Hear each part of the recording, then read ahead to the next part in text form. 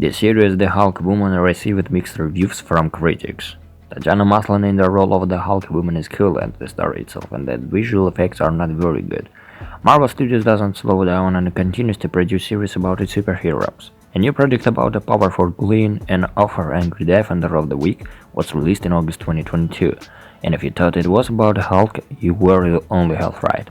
The Hulk Woman series has become part of a new phase of the Marvel Cinematic Universe and will tell about a heroine who has never appeared on the big screen before, Jennifer Walters, better known as the Hulk Woman. So who is she? How was she invented? What path did she go through, moving from the page of comics to television screens? And most importantly, why would Marvel make a series about her? And so let's go, and before that, please like and subscribe to the channel. Thank you. During her long history, the Hulk Woman has been part of the Fantastic Four, where she replaced everyone's favorite blue-eyed creature and the Avenger, where she even managed to kill one of the key members of the team. She participated in Secret War, a very famous and all-global secret.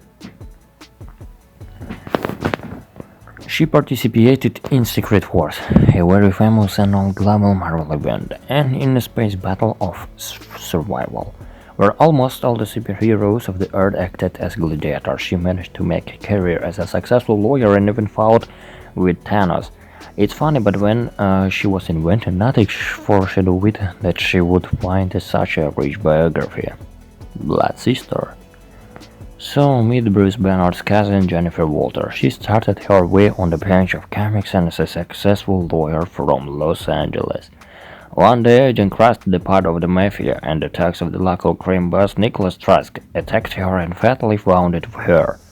By coincidence, it was at this moment that her cousin Bruce, who was there hiding from the authorities, visited her, since only he could become a donor for his sister. Walter was saved by transfusing Bruce's blood to her, that just radiated with gamma rays. Dr. Banner didn't foresee what his blood would do. She-Hulk then becomes involved with the Heroes for Fire, a team for street vigilantes from Hell's Kitchen who protect the common people on the streets. The team at various times included the acquaintances from the Netflix series Luke Cage, Iron Fist, and Jessica Jones. As part of the heroes, Jen mainly played the role of a staff lawyer, but managed to take part in several adventures and even had an affair with Cage. After some time, Walters returned to the Avengers team, where during one of the operations he loses control of his alter ego. Having received a shock dose of radiation, the heroine goes crazy, turns against her comrades in arms, and destroys the whole city in the process. Only Bruce Banner and the superhero Jack O'Hare manage to stop She-Hulk, bringing the level of gamma radiation in her body back to normal. After this tragedy, her relationship with the team gradually began to deteriorate, and as a result, Jennifer was politely asked to leave the Avenger Mansion. From this moment begins a long journey of becoming a heroine as a lawyer for superhumans. Later, as a recognition of merit, she was invited to join the Living Tribunal to conduct similar cases, but in a different time and space. For example, in one of these adventures, Jennifer saved an entire planet from the tyranny of one of the oldest creatures in the universe, the Champion. After that, Jen participates in other important events from the comics called Avengers Decay, and she plays a very tragic role. Due to insanity, the Scarlet Witch managed to build a chain of incidents with the help of magic, which led to the death of the several Avenger and the dissolution of the team. According to her plan, Jen was to kill the android Vision. Afterwards, She-Hulk went out of control, attacked the remaining Avengers, and nearly finished off Captain America. Broken by the murder of Vision and guilt over the destruction of the city, Jen finally leaves the Avengers to focus on legal work. However, she remains locked in human form. Through then, Jen still finds a way to turn into She-Hulk with the help of a gamma weapon.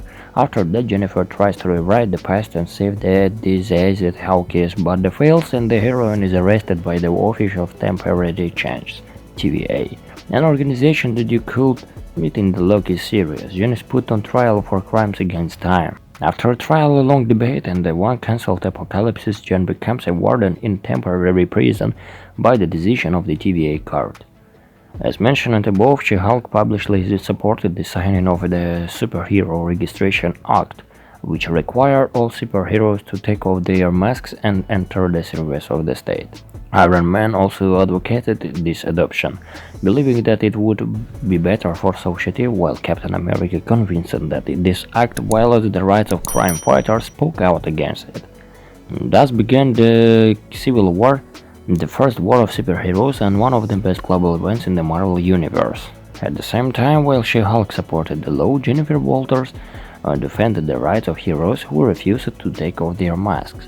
And she also spoke in court on the side of the superhero Speedball, partly to blame for the tragedy that launched the events of the Civil War. The Shield called Jen into the service to fight against the enemies of the Hulk and train a new generation of superheroes, which was formed as part of the 50 States initiative.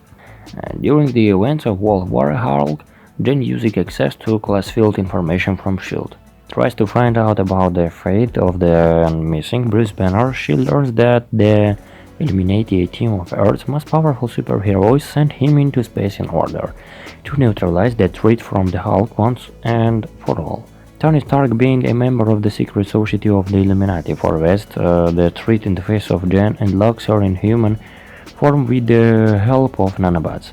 Jennifer promises to deal with Stark in court for this. After some time, the embittered Hulk returns to Earth, intending to take revenge on everyone who is guilty of the exile into space. Jen tries to stop her cousin, but the Hulk is too strong for her and she fails, nearly dying. After a confrontation, Jennifer threw to her word takes Stark to court, accusing him for stealing her abilities. Along the way, she successfully justifies the main enemy of the Hulk, the leader, providing that he isn't a violent but a victim dependent on gamma radiation. Having regained her lost abilities, Walters loses her lawyer status due to the unsuccessful outcome of the court case and the deception of the client, and becomes a bounty hunter. This period falls on the time of the invasion of the Earth by the Skrull race. The alien army decided to take over the Earth, replacing all the superheroes of the planet with agents. In the first volume of the A4 series, Jennifer became part for all and female newly invented superhero team. It was during this period that she fought the mad titan Thanos, one Wade managed to defeat at the cost of her life. Then Woman 4 and the terrible injury to Jennifer, who sent her into a coma. It was then that She-Hulk became involved in the events of the Second Civil War, and at that moment her alter ego Grey Hulk wakes up. After a brief hiatus from superheroism, Jennifer returns to the Adventure team, where she actually replaces her cousin. This is her role in current comics. Walter returns to his original image, most likely to strengthen the connection between the upcoming comics and the series. Beyond comics. In film adaptation, She-Hulk is always somewhere in the background, but Jennifer Walter is more or less familiar to viewers. Back in the 1980s, a solo series about the adventures of a green superheroine was supposed to be released on ABC, but the release never took place. A rerun of the series in the 1990s didn't progress beyond plans to film a pilot. Marvel bosses were very excited about the success of early Hulk series from the 1980s and wanted to repeat its success. Bridget Nielsen, known for Red Sonja and Rocky IV, was even cast in the lead role. Unfortunately, Marvel wasn't in the best financial position at the time, and it was impossible to find external investors for the company. Perhaps it's for the best. A failure would have buried an already barely alive publishing house. But in 1982, the animated series The Incredible Hulk was released, where Jennifer appeared. It was in the 1996 series that the author of this article saw the She-Hulk for the first time. The episode where Jennifer took the Grey Hulk to her bodyguards was most memorable, and the two of them played gangsters. The heroine also appeared in episodes of the animated series Fantastic Four and the Hulk and Smash. Add to this more than 20 video games, and in most of them you can play as Jennifer. For example, in the fighting game Ultimate Marvel vs. in Capcom 3, she practices punches and grabs, and in Marvel Avenger Alliance 2 she challenges Thanos himself. But, as usually the case, most of She-Hulk on the screen was presented by the porn industry. In 2013, acclaimed director Axel Braun releases yet another superhero porn parody, and this time focusing on a big green woman, She-Hulk. XXX, an Axel Brown parody follows Jennifer Walters' early adventure, her fight with Titania, and how she was able to escape the evil Hydra organization. Like many of Brown's other projects, the film looks good even without the 18+10.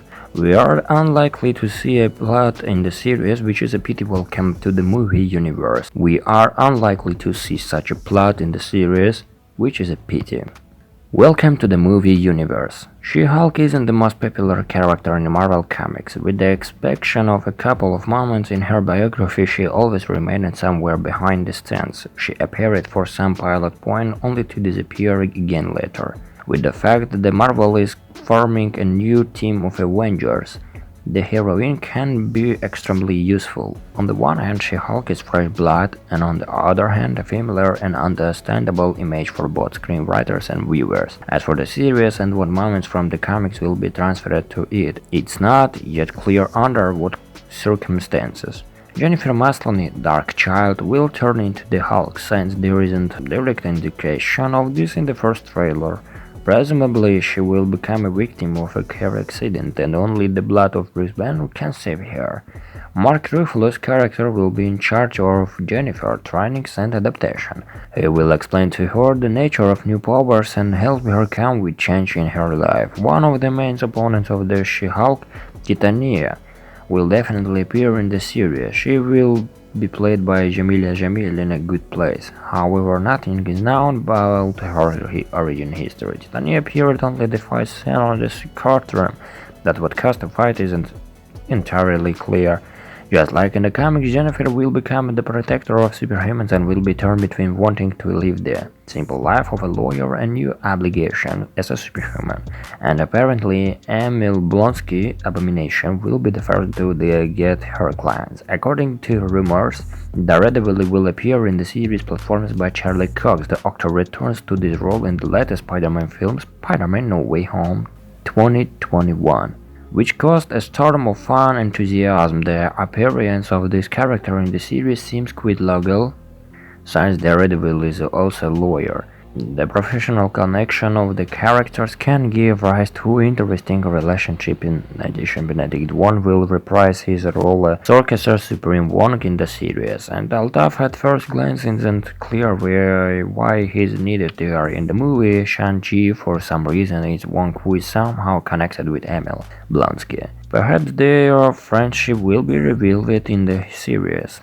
As for the general mood, the comedic tone of the series at its light atmosphere immediately catches the eye. Judging by the teaser, we are waiting for the moments of the destruction of the fourth wall and other similar artistic techniques. This, for example, is evidenced by shots where Jennifer and Bruce are dressed in the fashion of the 1980s. Also, in terms of image quality, commemorate the television of those years. Considering how much Marvel likes to experiment with the presentation and the way of narration in their series, it's hard to believe that the writers will not abandon such a bright feature of the heroine image. Jennifer Walters is a complex character. She was born for a purely commercial reason, but in the end she became an independent hero, although not the most popular but original, with her own character and a long history. We hope that the creators of the series will lovingly approach the recreation of her image on the television screen, and that if successful, next time we will see it on the big screen. If it was informative, click like and subscribe to the channel.